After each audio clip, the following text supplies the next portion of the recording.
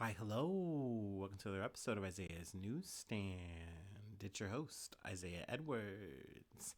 The date is April the 4th, 2024.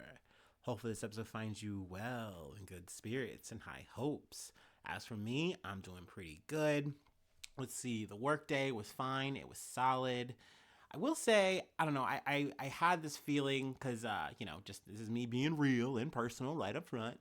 But like, I posted about this because I, kind of felt like journaling on one of, my little social media pages. But like, it just always feels bad, like when, let's say you have a good friend or a loved one, someone you care about, and you just start noticing this, like, man, like, the vibes are different. Like, I feel like this person's like shrinking away from me, or I feel the need to shrink away from them. Like, something's up and I can't, like, get to the heart of it. And like, if we try to talk about it, it's just like gonna make this weird, awkward, like, discussion that's not gonna like fix it. Now, that's not me saying you shouldn't talk about these kind of things, but yeah, definitely that can be a feeling I struggle with sometimes in my head. It's like, oh well, I'm losing this friend and I don't know what to do, and I'm just gonna be sad about it. So I realized that was kind of like a notion I had today. But something that was really nice that I kind of realized is that like I've had a lot of like good random little conversations here and there like this week, and it was a nice like subtle reminder that it's like, hey man, it's all okay. Your friendships are gonna wax and they're gonna wane, they're gonna ebb and flow, and that's all right. That's normal. It's organic. That's living, with other people. At the end of the day, it's all good. And I wish all the people in my life, or maybe the people who are maybe not as much in my life, I wish them all the love and all the life that they can get out of this shit, whether they're right near with me or not. You know what I mean? So hell yeah to that. I don't know why I felt the need to start this episode off with personal rantings of that nature, but hey, it comes with the fucking territory. It comes with the package. Let's see. Speaking of packages, nothing. Package of food. No. Food corner was pasta bolognese. The old red sauce. It was very good. It was very yummy. Had some salad and just literally 4 pieces of wheat toast. And you know what? It banged. It was so good. I love bread, and I hate that it makes you fat. Okay. So that's all the personal yapping that I have. Sorry about that. I guess if you're just like, ew, what the fuck? I came here to listen to you botch news, and this is what you're gonna start off with, all your crybaby corner. Yeah, I am. That's what we like to do around here. Okay. But yeah, let me go ahead and, speaking of things I like to do, let's go ahead and do the startup, and then we'll go ahead and kick back and talk about some news.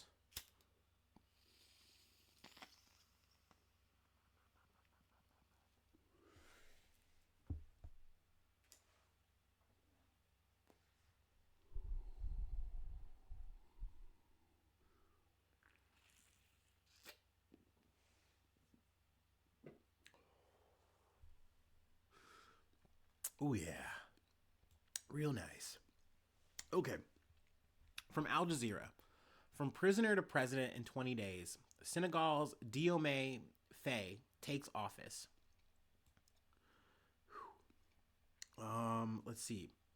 It was 3 days after Senegal's contested March 24th presidential election, the day provisional results were announced, and there was a sense that something had turned.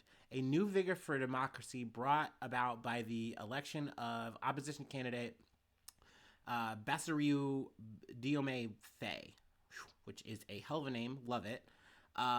He is replacing President Macky Sall, who had been in power for 12 years.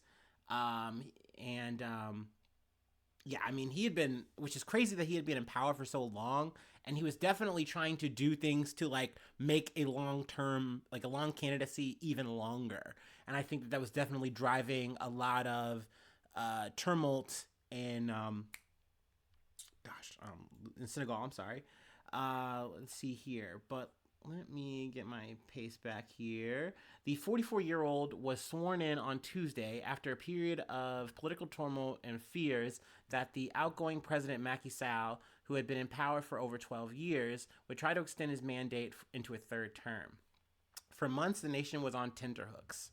Also, I didn't know this, but tenterhooks I always thought it was Tinder hooks. Like, oh yeah, you're scared, you have to put it on Tinder hooks. Which, when I say it out loud and think about it too long, of course I sound stupid. But I didn't know what Tinder hooks was. But apparently they're fixtures that would hold the tents up. So there you go. Now you know that. But after a whirlwind election cycle and last week's landslide win for the young anti-establishment candidate who was in prison just 20 days ago, there is now a palpable feeling among Senegalese that change has come. One thing I thought that was really cool about this was like how so many people came out to vote. I say this as an American, especially right now with this election cycle that we have. I just see just the fatigue and anger in so many of my peers' faces, and like whether you're young or you're old, like you just don't want to go out and vote anymore. You know what I mean? I find myself even like settled with that same kind of sentiment of like, oh, it really just doesn't feel like it matters. Like we're gonna be picking a losing guy no matter what. But it's just nice to see people with that optimism, like they actually do believe in Faye and they believe that he's going to actually make some changes, make some reforms that are going to do something. And I really hope that is the case.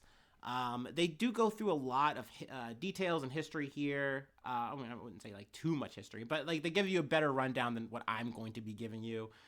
We've talked about this a little bit before, but it was definitely more from the perspective of like, I feel like I cannot pronounce his name either. Amadou Bao. He was essentially like kind of the prime candidate. He was going to be replacing Macky Sall. They were like the same party, if I'm not mistaken.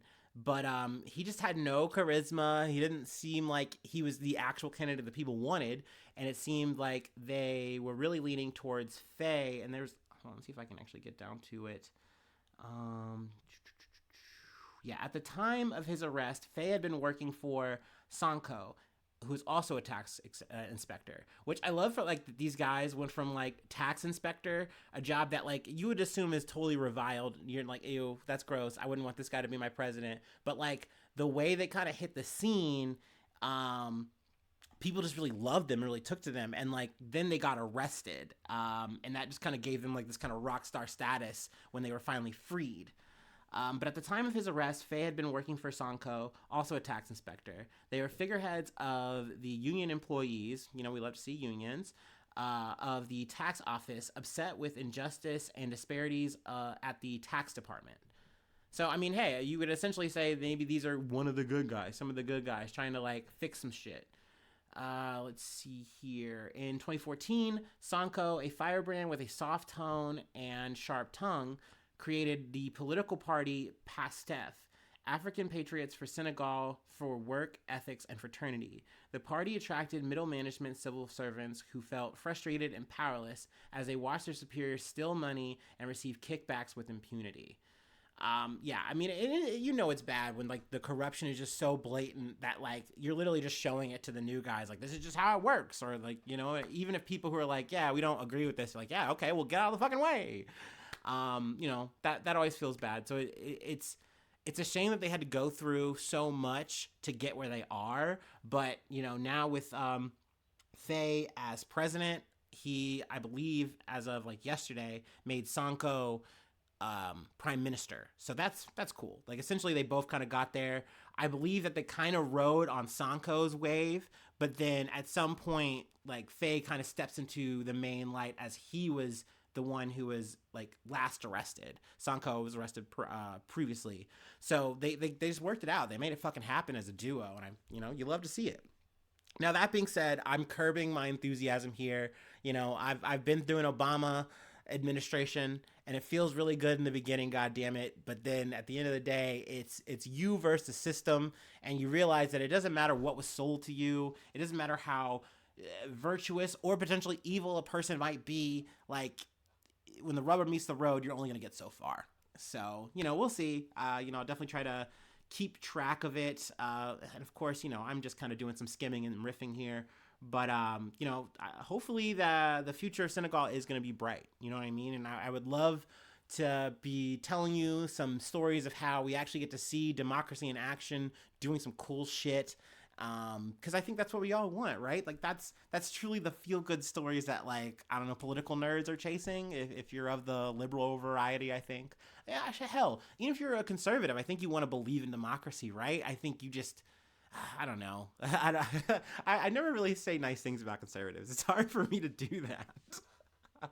But I do think that, no matter what, whether you're right or you're wrong or whatever, I think your intentions are good. I hope, as long as you're not a grifter. But you never know when it comes to human beings, and especially politicians.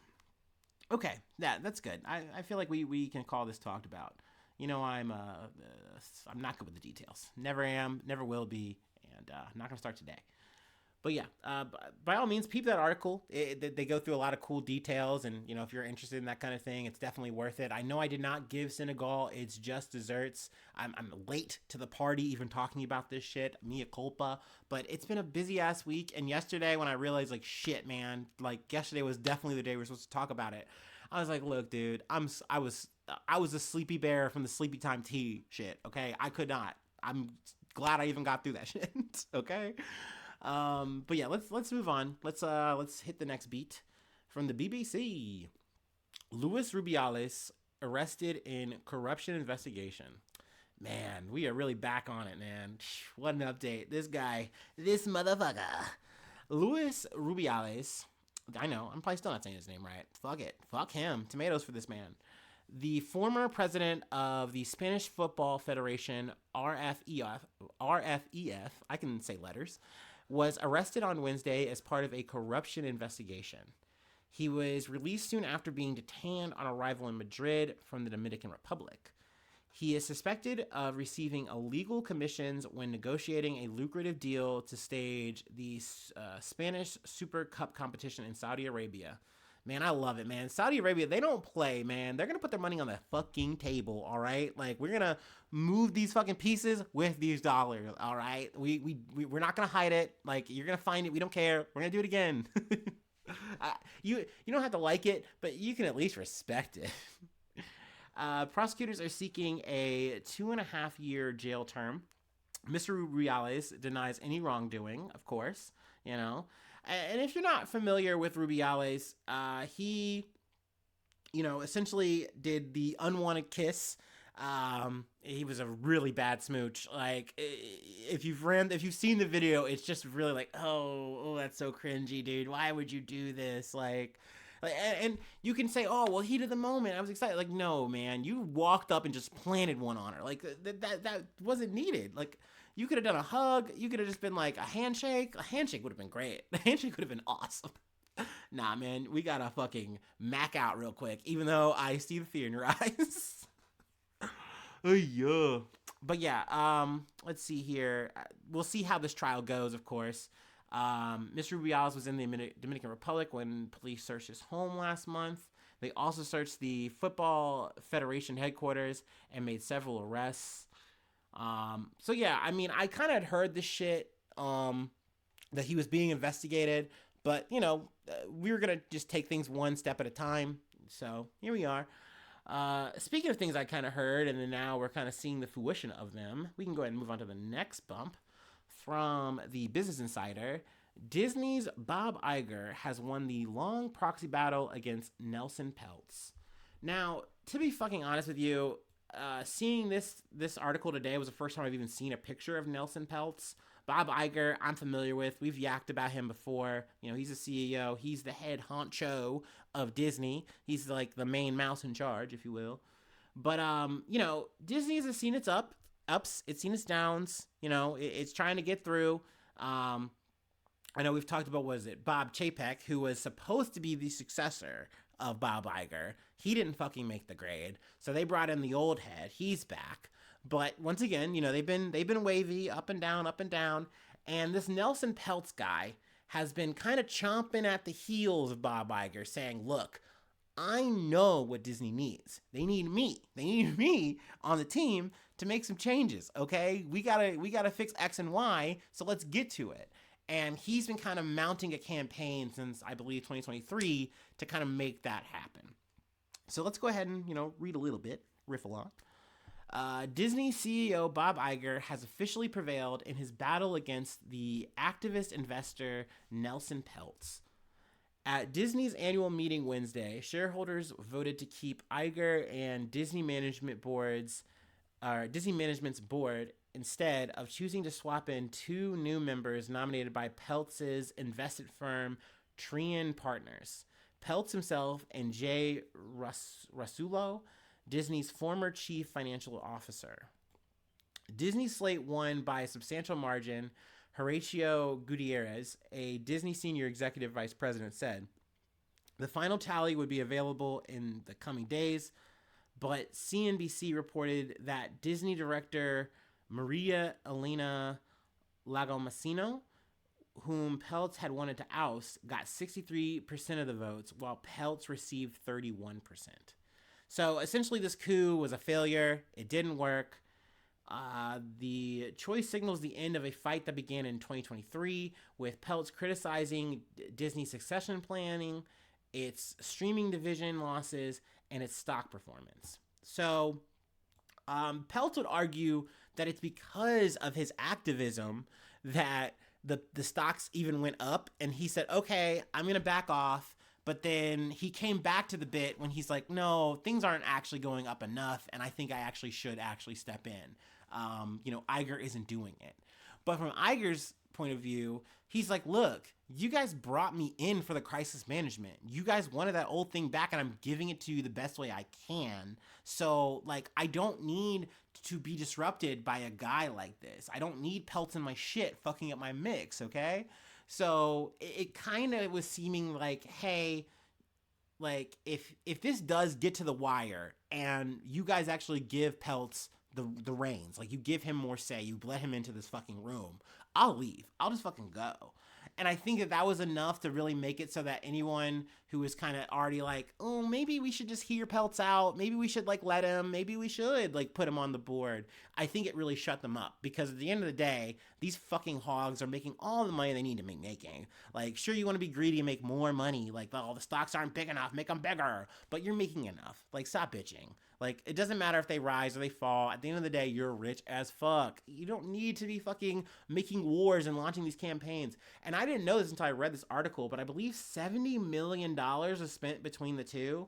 This proxy fight is expected to end up being the most expensive in history, with an estimated $70 million spent by various parties looking to wrangle votes. Each side spent tens of millions on advertising, white papers, and fancy websites. And Iger and Disney's management spent weeks talking to investors. That's crazy, the amount of schmoozing you have to do some shit like this. This is literally out of Succession or some fucking shit. It's insane to me. This is really how the other half lives. While I'm fucking schlepping cardboard into a goddamn dumpster, these motherfuckers are jet-setting around, making the most expensive PowerPoints you've ever fucking seen about how Bob Iger should just be the head honcho and this Peltz guy should, fucking eat ass. That's so weird. You would think that money would be going to more exploits and more thought, but this is why your Disney movies and your shows are only so good. You know what I mean? Honestly, this is why Disney Plus kind of sucks. I don't know. It is what it is. At the end of the day, I didn't think this was going to be news until the second time around when Peltz was like, no, I'm coming in for the kill, actually. I thought this shit was over. But I figured, hey, we've made enough hay about this, so I'll go ahead and talk about it for a few minutes. Why not? So yeah, we did that. Check and check. Our last story is going to come from the Los Angeles Times, but I'm going to take my little break, a little bit of a liquid break, a little bit of a, let's say, grass break, if you will. I feel like you can say that, right? That's all right. I won't get censored for that. I won't get clapped for that. No way, YouTube.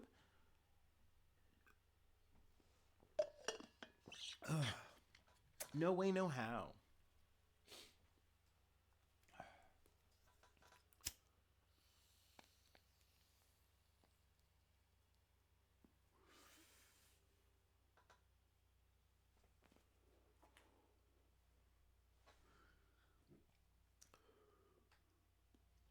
Ooh-wee.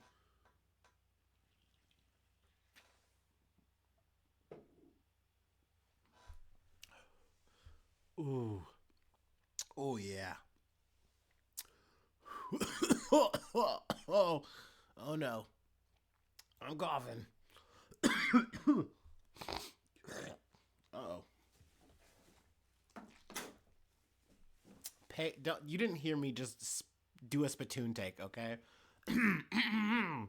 We'll keep that between ourselves, all right?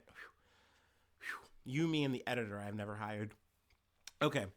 In one of LA's largest cash heists, burglars steal as much as $30 million in an elaborate operation. Ooh wee. In one of the largest cash heists in Los Angeles history, thieves made off with as much as $30 million in an Easter Sunday burglary at a San Bernardino Valley money storage facility. An LA police official said. Ooh, sorry, it's hidden.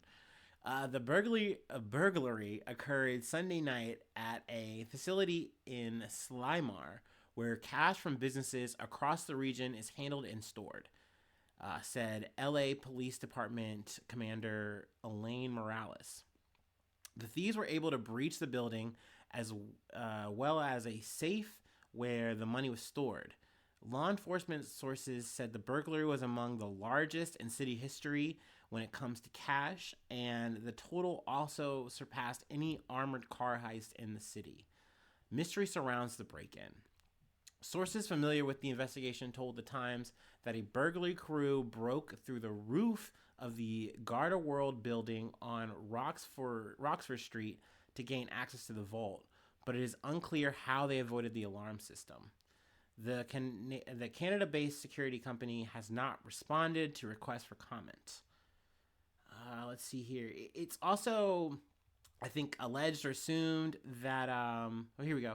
A law enforcement source confirmed to the Times there was an effort to breach the side of the cash holding building in addition to the roof.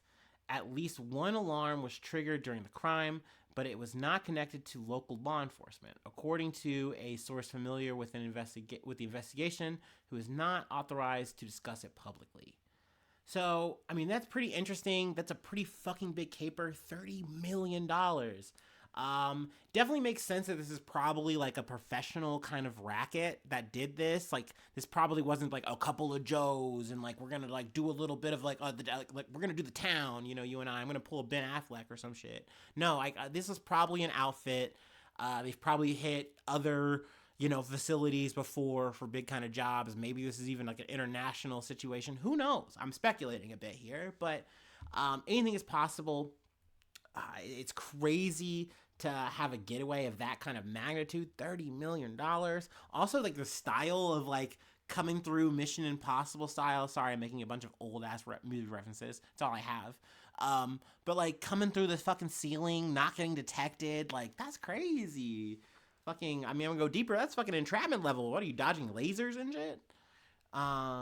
Is that entrapment? I think that's entrapment. Memory might be failing me here. But yeah, I mean, who knows? Maybe we'll get to the bottom of this. Maybe we'll actually catch somebody. In this day and age, technology is so on point. They can track you down to the dollar because of the serial number. If it's actually like, excuse me. What is it in the system? I think that sounds stupid, right? I think all the money's got to be in the system, right? So you spend a bad bill somewhere, you didn't clean your money properly, then that's it. There's DNA. I mean, shit. Like, you leave one wrong fucking hair, one wrong follicle, one wrong fabric from your outfit, from your cool fucking deeds, Like, and they can trace you somehow. You never know, man. You get CSI Guide. So, the rest of the article, obviously, I barely touched it. They do go through some history of some other big capers, which is pretty cool. But we're not going to cover them there. Obviously, if you would like to go to the Los Angeles Times, get around that paywall because I think they have one. Thank you, Yahoo News. You can read this, this whole little article, learn about some capers. Y'all know I love a good scam, though. I cannot help but talk about a good scam. So I was really happy to close out with this. But yeah, that's it. That's all I have. If you'd like to help out, support the effort, I do have a Patreon, patreon.com/Isaiah News. You become a newsie, right? Yeah, that's a thing. I may or may not talk about it. We'll see. TBD. Let's see. Free ways to hit me up. Isaiah News 1 at yahoo.com. Isaiah News 1 at yahoo.com. Don't forget, you can send me feedback or whatever. Sleep us in Seattle style. Anyway, socials. Yeah, man, I'm fumbling at the end here. We're just tripping. You can find me on any of the socials you're on. Feel free to connect, chat that way. Either me or the podcast, which is obviously run by me and maybe shadowy figures. I don't know. That would be cool. Maybe. Question mark? Who can say? Anywho, hopefully you're subscribed to the YouTube. Numbers sitting at 61. I'm happy to be in the 60s. That's good. We can get those numbers up. Those are definitely rookie numbers. But yeah, hitting the like button. That's a word. The button. Hit that button. Smash that like button. I always want to say that. Leave a cool comment, and sharing is caring. Do that on all the platforms you're listening on. You know how it goes. And hopefully I see you soon for some more good news. I love ya. Bye-bye. Mwah.